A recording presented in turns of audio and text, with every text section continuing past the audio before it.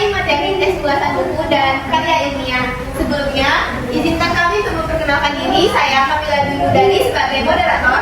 Saya Putri Kumala Hanifah. Saya Nur Aprani sebagai pemateri 2. Saya Graciela Yantika sebagai pemateri 3. Saya Tia Maharani. Saya Nila Sridewi.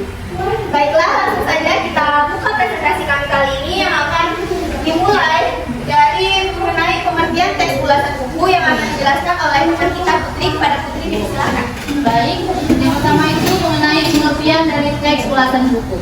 Teks ulasan adalah suatu karangan yang isinya berbagai macam kupasan atau komentar dalam memberikan pandangan terhadap suatu objek. Nah, pengertian teks ulasan ini juga disampaikan oleh beberapa ahli. Yang pertama yaitu ada Highland dan Diani. Highland dan Diani mengatakan bahwa teks ulasan adalah sebuah teks yang berfungsi untuk mengupas dan memberikan penilaian terhadap sebuah karya sastra. Nah, yang kedua itu ada dari Waluyo. Waluyo berpendapat bahwa ulasan seringkali disebut juga dengan teks resensi.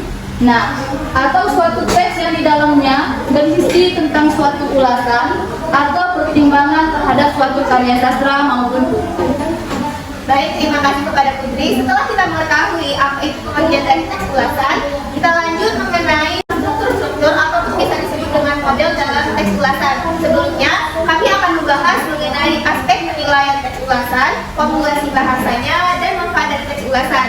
Aspek penilaian teks ulasan ini dinilai dari perbedaan ataupun persamaan dari kedua teks buku yang sedang diulas dan juga dari struktur-struktur yang berhasil mencakup ke dalam informasi-informasinya, di mana struktur itu akan digunakan sebagai gagasan pendukung.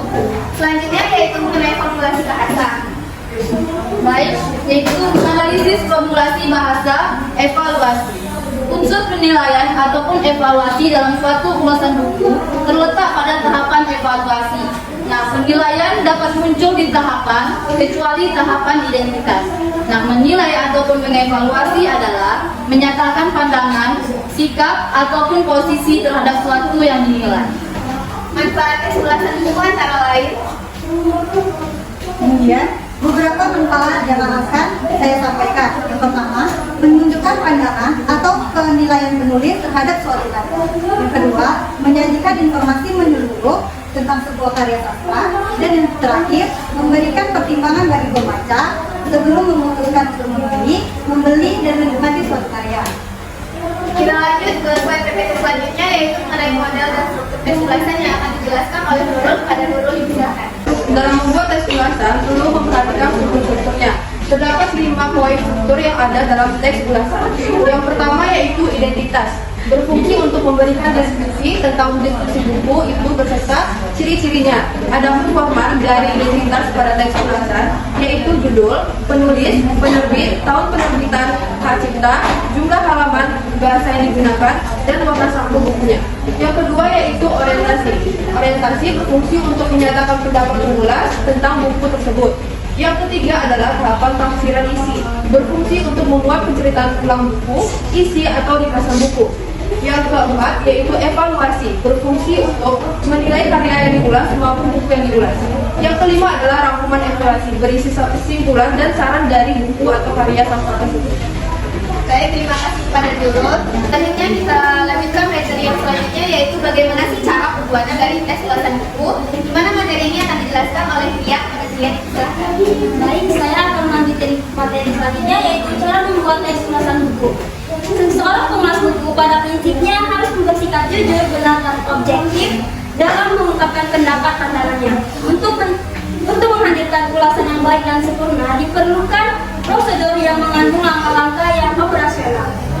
Yang pertama, mencari buku ulasan. Buku yang diulas sebaiknya buku yang menjadi minat kita. Yang kedua ada membaca dengan teliti.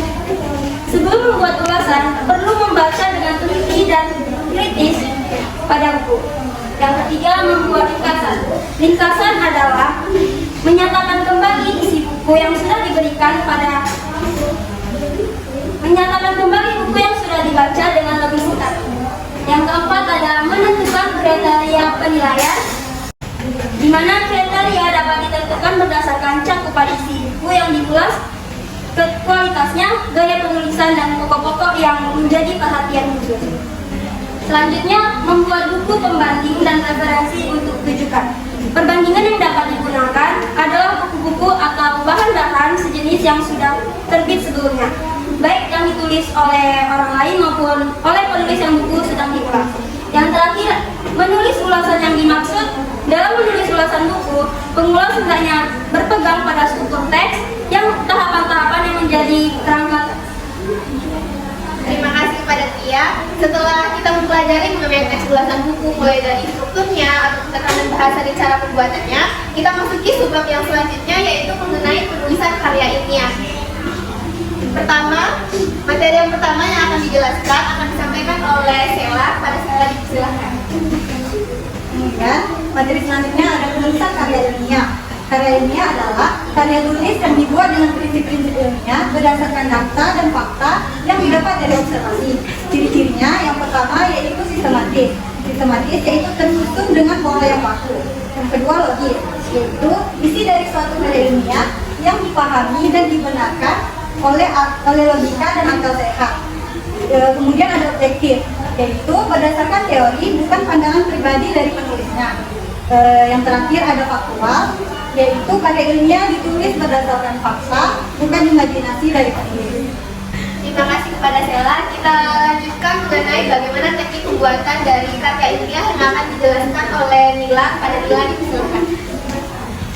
Baiklah, materi selanjutnya itu tentang teknik penulisan karya ilmiah. Ada 3 poin yang harus diperhatikan dalam penulisan karya ilmiah, yaitu yang pertama kutipan, yang kedua catatan kaki, dan yang ketiga yaitu daftar pustaka. Kita masuk ke poin yang pertama, yaitu kutipan. Kutipan itu adalah sebuah gagasan, ide, pendapat yang diambil dari berbagai sumber, yang mana kutipan ini fungsinya sebagai landasan teori, penguat pendapat orang lain, penjelasan suatu uraian, dan bahan bukti untuk menunjang suatu pendapat. Kutipan ini ada 2 jenis, yaitu kutipan langsung dan kutipan tidak langsung. Poin yang kedua yaitu catatan kaki. Catatan kaki adalah catatan pada bagian bawah halaman teks yang menyatakan sumber suatu kutipan, pendapat atau keterangan penyusun mengenai teks yang diuraikan. Fungsi dari catatan kaki ini untuk memberikan keterangan dan komentar serta menjelaskan mengenai sumber kutipan atau pedoman penyusun daftar bacaan. Poin yang ketiga yaitu daftar pustaka. Daftar pustaka adalah daftar yang berisi tentang buku-buku atau sumber lainnya yang digunakan dalam sebuah penelitian ilmiah. Tujuan dari daftar pustaka yaitu untuk menguatkan tulisan ilmiah serta untuk menghindari tuduhan plagiat. Adapun aturan dalam pembuatan daftar pustaka yaitu yang pertama, daftar pustaka dituliskan berdasarkan urutan abjad nama belakang sang penulis. Dan yang kedua, daftar pustaka yang memiliki penulis yang sama diurutkan berdasarkan tanggal publikasi yang paling awal. Baik, terima kasih kepada Nila. Itu tadi adalah pemaparan materi dari kelompok kami mengenai teks ulasan dan karya ilmiah. Nah, kami akan membuka sesi tanya jawab dan memberikan kesempatan kepada kelompok 5 dan 6. Apakah ada yang ingin ditanyakan? Baik, pada Rizky silakan. Itu kan tadi pada bagian struktur dalam membuat teks ulasan, teman-teman ada memaparkan tahapan tafsiran isi. Nah, apakah dalam tahapan tafsiran isi itu terdapat tahapan-tahapan dalam membuat teks ulasan itu tersebut? Coba teman-teman jelaskan. Baik, terima kasih kepada Rizky atas pertanyaannya. Untuk kelompok 6, apakah ada yang ingin ditanyakan? Dia tanya pada kelompok penyanyi. Baik. Pada materi struktur dalam membuat teks ulasan tadi kan dijelaskan ada 5 strukturnya. Yang pertama ada identitas, orientasi, tahapan tafsiran, evaluasi, rangkuman, evaluasi. Nah, bagaimana jika di antara kelima tersebut salah satunya tidak ada? Apakah masih bisa dikatakan sebuah teks ulasan? Terima kasih. Baik, terima kasih kepada Novia, kembali pada kelompok 6. Untuk menjawab pertanyaan dari teman-teman semua, izinkan kami untuk berdiskusi sebentar. Berikan kami sedikit waktu sekitar 5 menit. Harap tunggu sebentar ya teman-teman. A few moments later. Berdasarkan hasil diskusi dari kelompok kami sudah mendapatkan jawaban dari pertanyaan teman-teman semua. Pertanyaan yang pertama yaitu dari kelompok 5 dari Nusrin yang akan dijawab oleh saya sendiri, oleh Kamila. Pertanyaan tadi kan bagaimana dalam tahapan tafsiran ini apakah terdapat tahapan-tahapan dalam pembuatan teks ulasan buku kan. Di mana dalam materi ini sudah kami jelaskan bahwa tahapan taksiran isi itu membuat penceritaan ulang isi buku atau ringkasan dalam ulasan buku yang sedang diulas. Nah, mungkin Christine agak rancu dengan tahapan-tahapan di awal ya. Nah, jadi tahapan taksiran isi itu berisi tentang tahapan-tahapan isi dari buku itu. Kenapa dia ada kata tahapan? Karena dalam sebuah isi buku itu harus sesuai tahapan dari awal hingga akhir. Tidak mungkin kita mengulas dari akhir buku dulu terus langsung ke awal, ke tengah kan tidak berurutan. Makanya dalam tahapan taksiran isi itu tidak membuat tahapan teks ulasan buku, melainkan tahapan-tahapan isi dari buku yang sedang diulas. Bagaimana Christine? Apakah sudah dimengerti? Terima kasih ya. Hai, terima kasih Christine. Pertanyaan kedua dari kelompok 6 akan dijawab oleh Nurul. Pada Nurul, silakan. Baik, saya akan menjawab pertanyaan dari Novia kelompok 5. Bagaimana jika dalam suatu teks ulasan buku tidak terdapat salah satu struktur? Apa masih bisa disebut sebagai teks ulasan?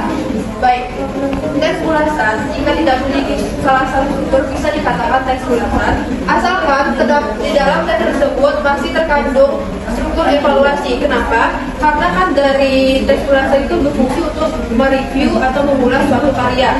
Jika tidak terdapat struktur evaluasi, tentu karya yang diulas itu tidak bisa diulas oleh penulis.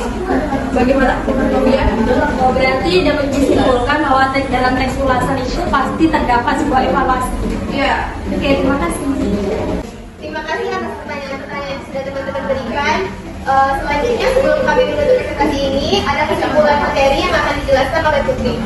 Jadi kesimpulan yang dapat kita ambil dari materi hari ini yaitu teks ulasan buku berfungsi tidak hanya sebagai alat untuk memberikan informasi mengenai suatu karya, tetapi juga sebagai sarana untuk menganalisis dan mengevaluasi konten, tema, dan gaya penulisan.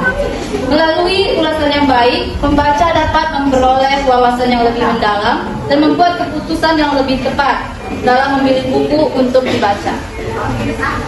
Baik, terima kasih. Itu tadi pemaparan materi, jawab pertanyaan, dan kesimpulan dari kelompok kami. Di akhir video kami akan memberikan sebuah kuis. Kuis ini berupa pertanyaan objektif, di mana teman-teman dapat memberikan jawabannya pada komentar dari YouTube yang akan kami upload. Baiklah, sekian presentasi dari kami. Kami tutup. Assalamualaikum.